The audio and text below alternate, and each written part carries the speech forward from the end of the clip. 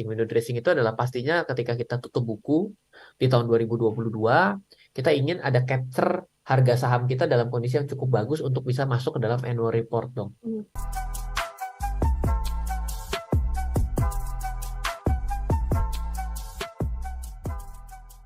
Boleh Ya, dong ya. jelaskan soal window dressing. Apakah di kesempatan bulan ini tidak ada window dressing? Silakan. Sebenarnya oke, pertama berdasarkan data dulu ya, biar kita dari dua kondisi ya. Pertama berdasarkan data memang ternyata dari tahun 2005 itu tidak selalu Desember itu adalah naik. Hmm.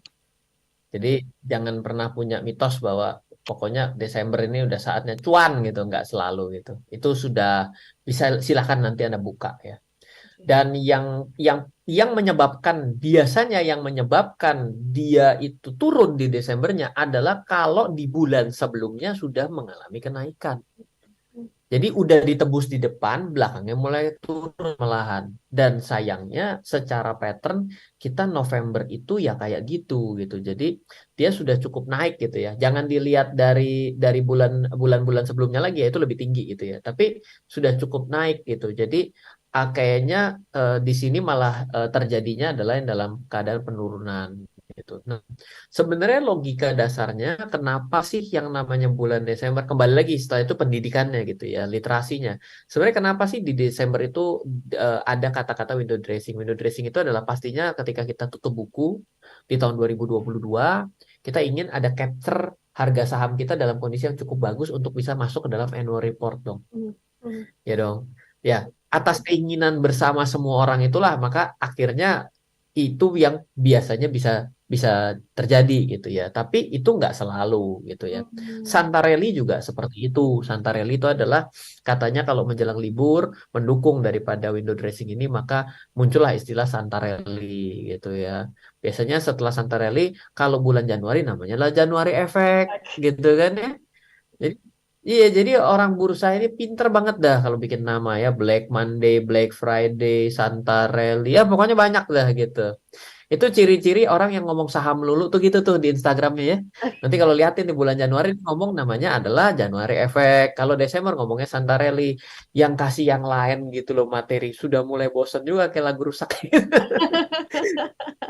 Iya. Kira diulang-ulang terus begitu Ya, ya, Mas sesuatu Ryan. yang belum tentu terjadi dan at the end of the day ya kembali lagi pasti akan ada sektoral yang lebih baik mengikuti kondisi perkembangan makro dan juga kondisi perkembangan Indonesia sendiri sebenarnya. Hmm. Oke, baik. Kita move ya, Mas Ryan. Ini ada Pak Ya, Jaitur di Palembang yang bergabung bersama halo dengan Pak. kami. Pak Ryan Filbert, ketika Ya, sebagai trader retail yang sukses, pasti pernah belajar psikologi secara mendalam.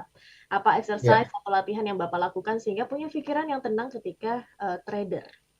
iya sama. Ini juga dalam 1 minggu 2 minggu terakhir ini di pasar currency itu lumayan volatile. Eh, Tim saya itu sampai nggak tidur, Hmm. nggak bisa tidur. Apalagi setiap pembukaan market-market baru tuh kan cukup ini ya lagi sangat hektik gitu. Dia nggak bisa tidur. Padahal dia sudah trading lama juga gitu. Oke. Dia tanya saya, Pak Ryan tidur nggak? Tidur lah ngapain nggak tidur? Emang kalau lu liatin berubah itu barang. Yang penting sudah membuatkan rencana, tapi ada rasa memang betul gitu. Nah memang ada pada fase itu pernah saya juga mengalami gitu. Ketika saya ada posisi terbuka tuh saya nggak bisa tidur. Mhm. Tapi ketika kita sudah berjalan, kita bisa menerima bahwa untung dan rugi itu adalah sesuatu yang memang pasti kita terima. Mhm. Gitu. Jadi kita tidak bisa mengatakan bahwa kita harus untung gitu. Mhm. Jadi kita harus terima dulu kondisi ruginya kita harus terima. Oh, kita harus terima rugi. Nah, psikologi-psikologi seperti itu bisa dilatih. Latihan pertamanya adalah eh, belajar untuk menahan diri ketika pasarnya sedang posisi floating. Kita jangan ikut-ikut campur sampai terjadinya taking profit dan stop loss. Ah. Pertahankan saja, pertahankan untuk bertahan untuk jangan ikut-ikut campur deh gitu. Nah, dari situ berkembang lagi. Oke, saya akan membatasi waktu untuk melihat. Lalu ketika saya dalam keadaan rugi sekalipun, saya biarkan saja terlebih dahulu selama itu sampai tercapai rencananya. Jadi pelatihan-pelatihan seperti itu memang perlu waktu sih. Mhm. Know how-nya gampang. Jadi harga murah, harga mahal, harga lebih mahal, murah, ini stop loss. Itu know-how yang sangat gampang. Hmm. Tapi mengendalikan diri sendiri itu sulit. Jadi efek dari saya bisa belajar trading itu adalah hidup saya lebih sabar orangnya.